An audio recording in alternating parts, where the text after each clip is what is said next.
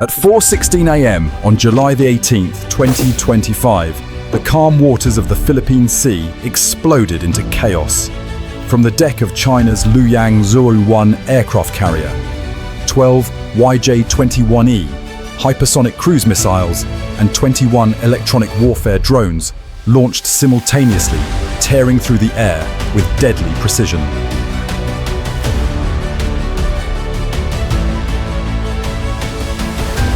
Their target was the USS Gerald R, a $13.5 billion, 100,000-ton marvel of naval engineering, the very symbol of American maritime dominance.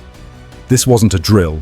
It wasn't even a warning. It was a provocation, a direct assault on the US presence in one of the world's most contested regions.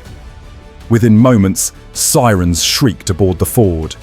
The radar room lit up with hostile signatures, some diving low, others streaking from high altitude. 2 explosions struck first. One missile detonated just 90 yards from the bow, its shockwave slamming into the hull like a warhammer. Another drone self-destructed mid-approach, scattering sharp fragments across the sea. No breach, no fire, but no one aboard had any doubt the war had started. For the first time in decades, an American carrier was under direct attack.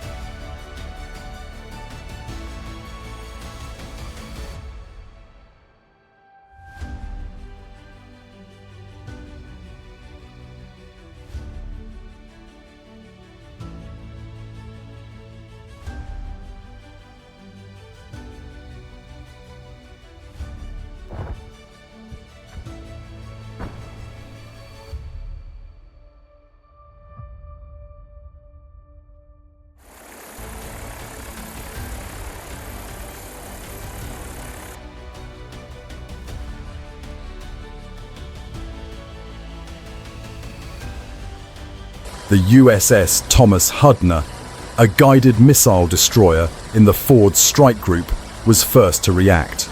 Within 14 seconds, it launched 5 SM-6 interceptors into the sky. 3 enemy missiles were destroyed at over 40,000 feet, their debris falling silently into the ocean. Seconds later, the Ford deployed ESSM missiles from its vertical launch system. 8 UAVs were obliterated mid-turn fireballs, lighting the early morning darkness. 1 drone skimming just above the waves was missed by inches before being vaporized. The final defensive wall activated 2 CIWS turrets, spinning up, releasing 4 500 rounds of tungsten per minute. 1 drone diving fast nearly broke through, but was annihilated 210 yards from the deck. The impact shook the ship's bolts. No American was hurt, no plane damaged. The carrier held firm, and now it was time to strike back.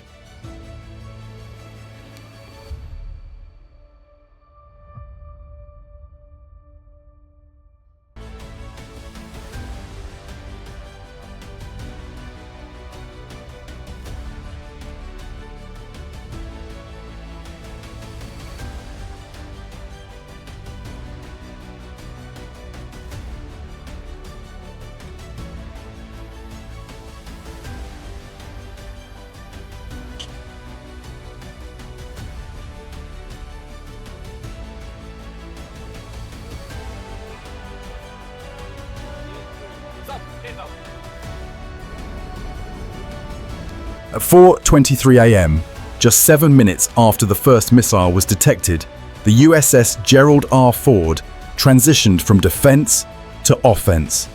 Above a Northrop Grumman E-2D Hawkeye climbed to 32,000 feet, scanning the electromagnetic chaos. In under 2 minutes, full battle space awareness returned. Jamming signals cleared. Drone wreckage sank. The source of the attack emerged with shocking clarity: the Chinese carrier Luoyang 01, now repositioning 217 nautical miles southeast of Taiwan. 2 EA-18G Growlers banked hard toward the southern corridor. Their mission: electromagnetic retaliation. Bursts of jamming pulses flooded the frequencies once used by the Chinese drones. 6 remaining UAVs lost all command signals and crashed helplessly into the sea. In the Combat Information Center, Commander Rachel Dean, overseeing electronic warfare operations, watched the enemy radar signature flicker into view. "They wanted us blind. They wanted us hit," she said coldly. They failed. The Chinese had made their move. Now, the US would rewrite the rules of war.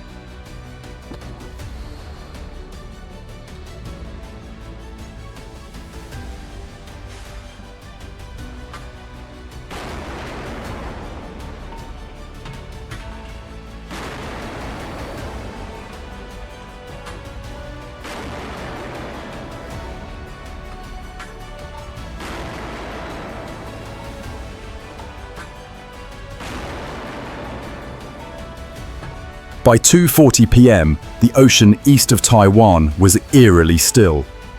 4 B-1B Lancer bombers flying under radio silence and shielded by growlers crossed into strike range. Each carried 2 AGM-183A ARRW hypersonic missiles capable of reaching Mach 7. Their destination was not symbolic, it was strategic. The target Luoyang 1 now holding station near the Bashi Channel, surrounded by destroyers and radar jammers.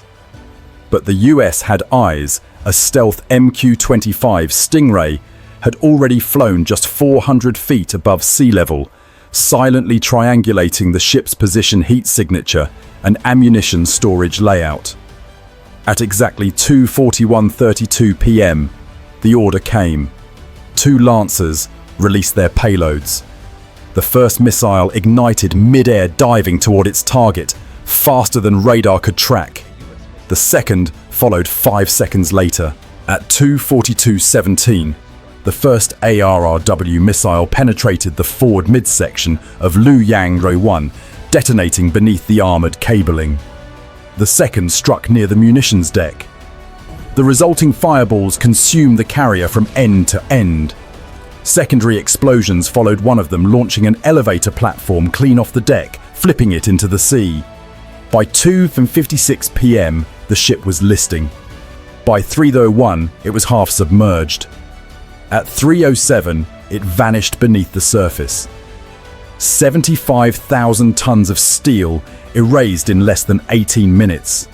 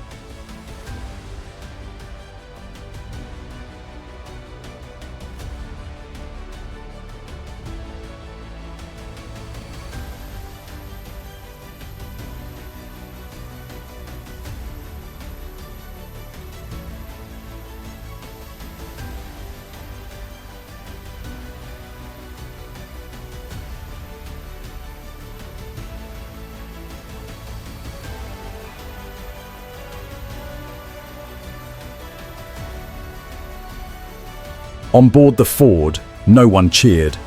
No high fives, just silence. CIC screens confirmed the kill. No survivors. No counter-launches. Rear Admiral Marcus Vance issued a single chilling order, broadcast nothing. Let them feel the silence. Across command centers from Tokyo to Pearl Harbor, officers watched smoke trails rise where the Chinese carrier once loomed. This wasn't a counterattack. It was a message, precise, disciplined, unmistakable.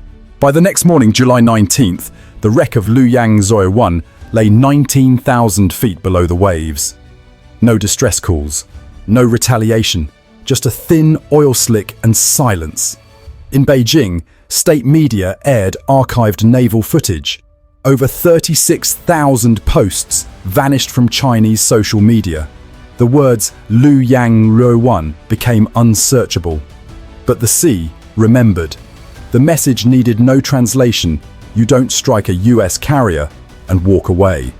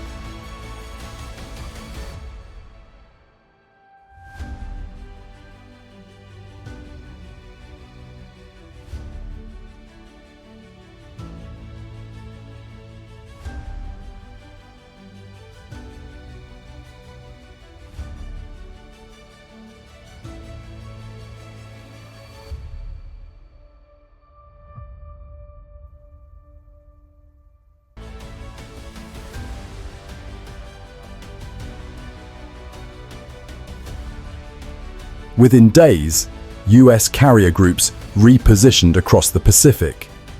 Guam, Okinawa, Diego Garcia, all went into high readiness. Allies didn't need reassurance they had witnessed power in action. For adversaries in Tehran, Pyongyang, or Moscow, one truth became clear. American power doesn't boast. It operates. It silences. As the last pieces of Luoyang 01 sank, a new kind of silence swept the Indo-Pacific. Not the silence of peace, but the silence of realization. For years, China had built that ship as a floating declaration of its rise. In less than 20 minutes, it was answered dismantled and buried with no press conferences, no speeches, no chest thumping, just readiness, execution, precision. From Guam's sky to the CIC of the Ford, every link held, not by luck, but by doctrine. This victory was not just about firepower, it was the product of preparation, coordination, belief. The belief that America doesn't react, it anticipates. It doesn't scream, it acts. And for Americans who may never hear the roar of a CIWS or feel the deck under their boots, know this. Your defenders are not waiting to respond. They are already in motion, already watching. Because true deterrence doesn't shout, it stands. When the waves calm and the horizon stretches wide again, one flag will remain steady, silent, unbroken. That is the American difference. This wasn't just a battle, it was a warning to the world.